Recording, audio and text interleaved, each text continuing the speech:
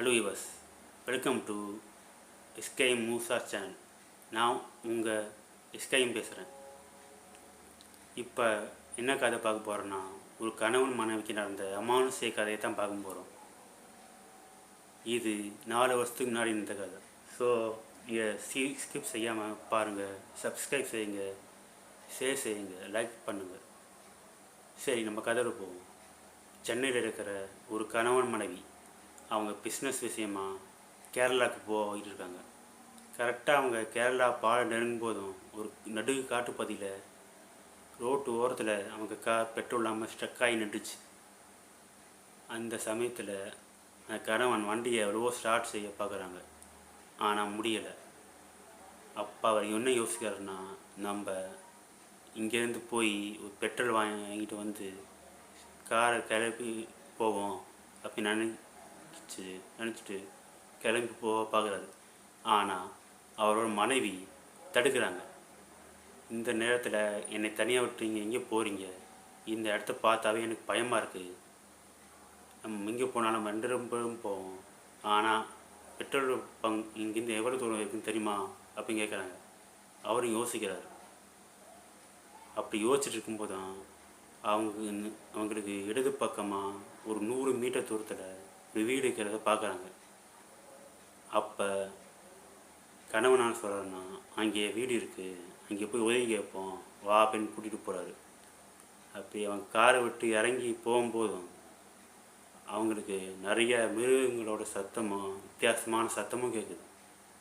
சரி, இங்கே இருக்கக்கூடாது, வீட்டுக்கு போவோம் அப்படி அந்த வீட்டுக்கு போகிறாங்க.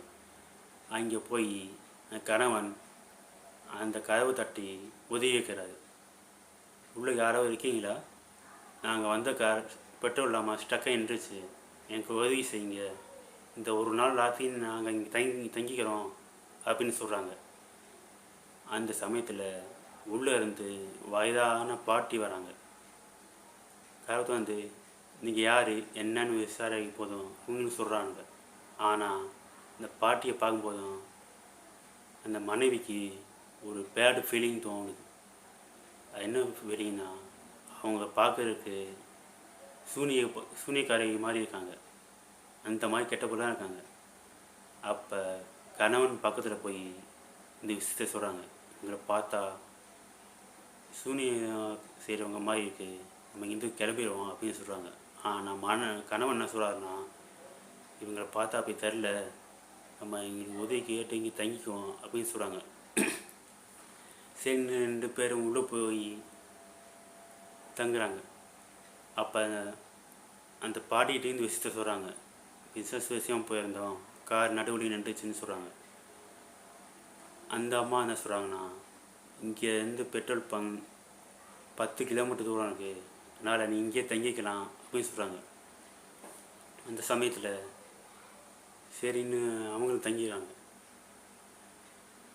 நடுராத்திரி 12:30 மணி இருக்கும். அப்போ அந்த கணவனுக்கு வித்தியாசமான ஒரு சத்தம் கேட்குது. அப்போ மெதுவாக எழுந்துச்சு பார்க்கும்போதும் அவங்க மனைவி தலையில் தொங்கிட்டு இருக்காங்க. அந்த பாட்டியை பார்த்தா அவங்க பாட்டி மயக்கம் போட்டு கிடக்குறாங்க. இது எப்படி சாத்தியம் அப்படின்னு பார்த்து அவரும் பயப்படுறாரு. மனைவியை உடம்பு உனக்கு என்னாச்சு, ஏன் இப்படி தலையில் தொங்குற அப்படின்னு பயத்தோடு கேட்கும்போதும், நீ இங்கே வந்துட்டேட, இனிமேல் உயிரோடு போக முடியாது, மனைவியும் போக மாட்டான் அப்படின்னு சொல்லி அந்த பேய் அவன் மனைவி உடம்புலேருந்து வெளியேறியது.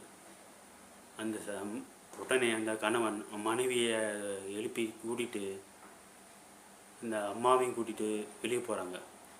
போயிட்டு இருக்கும்போதும் அவங்க பின்னாடி ஏதோ காலடி சத்தம் கேட்குது. அது ஏமாக கோபத்தோடு ஒருத்தவங்க உடையாந்தா எப்படி சத்தம் கேட்குமோ அந்த மாதிரி கேட்குது. உடனே அவங்க 3 பேர் அந்த காரில் ஏறி வண்டி ஸ்டார்ட் பண்ணும் போதும் அப்போ வண்டி ஸ்டார்ட் ஆகுது. அப்போ யோசிக்காது, அப்போ நான் பெட்ரோல் இல்லாமல் நம்ம வண்டி நிற்கலை அப்படின்னு அவர் நினைக்கிறாரு. உடனே வண்டியை ஸ்டார்ட் ஆக்கி அவங்க எங்கே போகணுமோ போகிறாங்க. போயிட்டுருக்கும் போதும் அந்த கணவன் மிரர் வழியாக அவங்க பின்னாடி கொஞ்சம் அந்த அம்மா பார்க்குறாங்க. உடனே அவங்க ரத்தம் உரையிற மாதிரி இருக்குது. ஏன்னா அந்த அம்மா அந்த இடத்துல இல்லை. எங்கே போனாங்க? காருன்னு பாட்டில் ஒன்றும் ஆளை எப்படி வெளியே போயிருப்பாங்க அப்படின்னு யோசிக்கிட்டே அவர் கேரளாவுக்கு போயிட்டார். கேரளாவில் போன பிறந்தான் அவங்க மனைவி சுவினருக்கு வராங்க. என்ன நடந்துச்சுன்னு அவங்களுக்கு ஒன்றுமே தெரில. நம்ம எப்படி இவங்க வந்தோம், என்னாச்சு அப்படின்னு கேட்கும்போதும் அந்த கணவன் எல்லா விபத்தையும் சொல்கிறாரு. சரின்ட்டு அவங்க பிஸ்னஸ் முடிச்சுட்டு திருப்பி அதே வரியில் வராங்க. இந்த வரியில் வரும்போது தான் ஒரு விஷயமே அவங்களுக்கு தெரியுது. அந்த இடத்துல இந்த வீடே இல்லை, வெறும் எம்டி இடம் தான் இருக்குது. அதை பார்த்து அவங்களுக்கு உலகம் நடுங்கிச்சு. அதுக்கப்புறம் அவங்க திருப்பி சென்னைக்கு வந்தாங்க. சென்னைக்கு வந்து அவங்களோட அன்றாட வேலையை பார்க்கும்போது மனைவிக்கு ஏதோ பேட் ஃபீலிங் தோணியிருக்கு. நடுராத்திரியில் அவங்க கண்ணுக்கு அந்த வீட்டில் இருந்த அந்த பாட்டியம்மா தெரிஞ்சிருக்காங்க. அதுவும் தரையிலேருந்து ஒரு 20 அடி உயரத்தில் அந்தரத்தில் நிற்கிற மாதிரி அவங்க கண்ணுக்கு தெரிஞ்சிருக்காங்க. இதை பார்த்த அந்த மனைவி அலறி அடிச்சுட்டு கத்தி அவங்க கணவரையும் எழுப்பியிருக்காங்க. கணவர் எழுப்புனா அந்த சமயத்தில் அந்த பாட்டியோட ஆன்மா மறைஞ்சு போயிருக்கு. ஏன் கத்துன, என்னாச்சு உனக்கு அப்படின்னு கணவன் கேட்கும்போதும் அவங்க இந்த வீட்டில் பார்த்த அந்த பாட்டி அம்மா இங்கே வந்து அந்த இடத்துல என்னதாக சொல்கிறாங்க. ஆனால் அவர் நம்பலை. அங்கே இருக்கவங்க எப்படி இங்கே வந்தாங்க, அதான் அங்கேயே பார்த்து வந்துட்டோம், அவங்க வர வாய்ப்பு இல்லைன்னு சமாதானப்படுத்துட்டாரு. அவங்களுக்கு நிறையா நல்லா தெரியும் அவங்க நேரடியாக பார்த்ததை. சரின்னு அவங்களும் தூங்கிட்டாங்க. அந்த சமயத்தில் ஏதோ வித்தியாசமான குரல் கேட்குது. நான் உங்களை கொல்லாமல் விட மாட்டேன் அப்படின்னு குரல் கேட்குது. டக்குன்னு எழுந்திரிச்ச மனைவி அந்த பாட்டியம்மா நம்மளை சும்மா விட மாட்டாங்க போல இருக்குண்டு கீழே இறங்கி வராங்க. பூஜை ரூமுக்குள்ளே நெருங்கும் போதும் யாரோ அவங்கள பலான்னு அடித்த மாதிரி அடித்து தள்ளி விட்டுருக்காங்க. பூஜை ரூம் பக்கம் அவங்க போக முடியல. அப்போ தான் அந்த பாட்டியம்மாவும் அவங்களோட உண்மையான உருவத்தை காட்டுறாங்க. வாயில் அடிபட்டு தாடை தூங்கி போன மாதிரி வாயிலேருந்து ரத்தம் பிரிட்டு வர மாதிரி தெரிஞ்சிருக்கு. ஒரு கை அடிபட்டு எலும்பு வெளியில் தெரிஞ்ச மாதிரி அவங்க தெரிஞ்சிருக்கு. ஒரு கால் ஆக்சிடெண்ட்டில் அடிபட்டு பின்னாடி திரும்பியிருக்கு. அவங்க இதயத்திலேருந்து ரத்தம் சொட்ட சொட்ட அவங்க தலையில் ஒரு முடி இல்லாமல் மண்டோட அவங்க பார்த்து நெருங்கி வராங்க. இது உடனே அவங்க அலறி அடிச்சுட்டு அவங்க கனவு போய் எழுப்புறாங்க. நேரத்தில் அவர் கோபத்தோட ஏன் இப்படி என்னை டிஸ்டர்ப் செய்யறன்னு கேட்கும்போதும் அவங்கள கணவனை இழுத்துட்டு வராங்க கீழே. அந்த அப்போ தான் அந்த கணவனுக்கும் தெரியுது இது சாதாரண உருவம் இல்லை, இது அமானுஷ்ய உருவத்தை நம்ம வீட்டுக்கு இழுத்துட்டு வந்துட்டோம் அப்படின்னு தெரியுது. உடனே அவங்க கோயிலுக்கு போகிறாங்க. அவங்க குலத்துக்கு எதுனா சங்கிலி கருப்பு.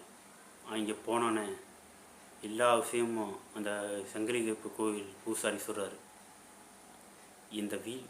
இது சாதாரண ஆத்மா இல்லை, ஒரு காலத்தில் சூனியக்காரையாக இருந்த அந்த கிழவி பல பேர்த்துக்கு தொந்தரவு செஞ்சு சம்பாதிச்சிட்டு இருந்தா. இதை பொறுக்க முடியாமல் அந்த ஊருக்காரங்க அவங்கள அடிச்சே கொண்டிருக்காங்க. கொன்று இந்த வீட்டுக்குள்ளேயே அடைச்சி வச்சுருக்காங்க. ஆனால் அது எப்படியோ அந்த வீட்டிலேருந்து வெளியேறி வந்துடுச்சு. அதனால் அந்த தெருவு பக்கம் போகிறவங்க வரவங்க எல்லாத்தையும் மயக்கி இந்த வீட்டுக்குள்ளே கொண்டு வந்து அவங்க திருப்பி உயிர் வர்றதுக்கு பலி கொடுத்துட்டு இருக்கு. இதுலேருந்து தப்பிக்கணும்னா ஒரு மந்திர வழி பார்த்தா தான் சரியாகும் சொல்லியிருக்காரு. அந்த சமயத்தில் இவங்களும் கேரளா பக்கம் போயிருக்காங்க. அங்கே பார்த்த மந்திரவாதி எல்லா விஷயம் சொன்னோன்னே அவர் நேரடியாக அவங்க வீட்டுக்கு வந்திருக்காரு. வந்து பார்த்து அவருக்கே அதிர்ச்சியாக இருக்குது. ஏன்னா அந்த அளவுக்கு பணம் வாய்ந்த சூனிகாரி தான் அவங்க.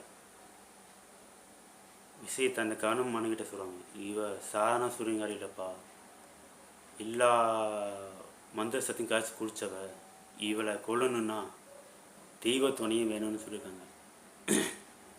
அப்போ அவங்க அந்த கணமனைவியோட குலதெய்வமான சங்கரிக்கரிப்பை வர வைக்கிறாங்க. இந்த ஆத்மாவை எப்படி அழிக்குது சொல்லுங்கள் அப்படின்னு சொல்லும்போதும் இதை நான் பார்த்துக்கிறேன், நீங்கள் அமைதியாக இருங்க அப்படின்னு சங்கரி இப்போ சொல்லுது. உடனே அந்த ஆத்மா வர வைக்கிறாரு. உனக்கு என்ன வேணும், ஏன் இவங்களை தொந்தரவு செய்யாது, உனக்கு வேண்டியது பலி தானே, அதை நான் ஏற்பாடுறேன் அப்படின்னு சொல்லும்போதும் அந்த ஆத்மா கேட்க மாட்டேங்குது. உடனே கோபமாக சங்கிலி கருப்பு அந்த பேராத்மாவை கட்டுக்குள் கொண்டு வந்து அங்கேயே அழிச்சிடறாரு. அதுக்கப்புறம் விஷயத்தையும் சொல்கிறாரு, இனிமே அந்த பக்கம் போகாதீங்க, போனால் நீங்கள் சாவரம் இல்லாமல் வம்சமே போயிடும், இன்னும் இருக்காது அப்படின்னு சொல்கிறாரு. இதோட அந்த கதை முடியுது.